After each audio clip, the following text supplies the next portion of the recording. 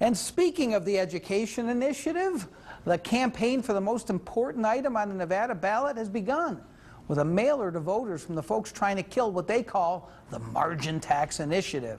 And it's quite something in what it says and what it doesn't say. For instance, there was no such thing as the margin tax initiative. It's called the education initiative. Why do you think the foes don't call it by its real name? Do you think they want to be against the education initiative?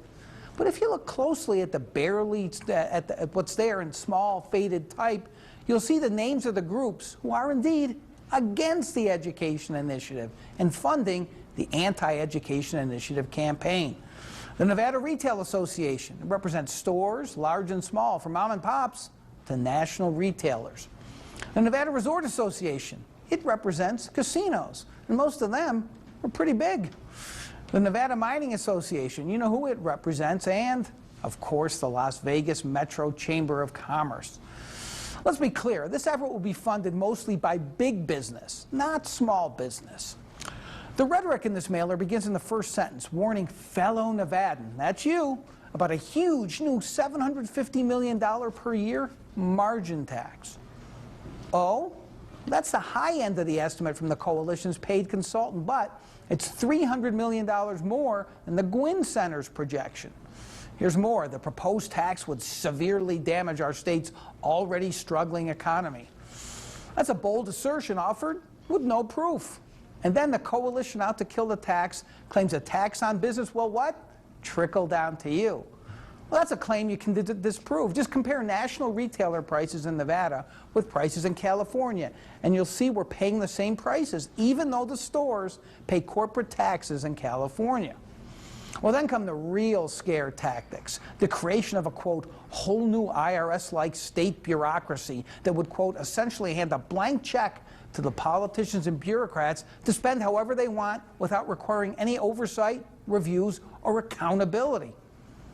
Accountability? I think it exists. It's called Election Day. The letter goes on to express horror at businesses' tax, quote, even if they make no profit. So does that mean that this coalition supports a new profits tax? Why, that would create an IRS-like state bureaucracy. And there's the claim that it will, quote, damage small business across the state and cost thousands of existing jobs. Again, all speculation, no proof. More, quote, make it nearly impossible to attract new businesses looking to invest in Nevada, as it has in Texas, which is thriving with a margin tax, and that even has the biggest job growth, that state, in the country. More, give the legislature unlimited authority to increase the tax rate after 3 years. You know, as a legislature can with any tax right now. And then the standard, if you tax business, we all know who ends up paying. We do. I love this argument. So you see, you can never tax business. The margin tax is flawed, as most taxes are. It may be fatally flawed, but I still have heard of no alternative from those folks who supposedly care about education.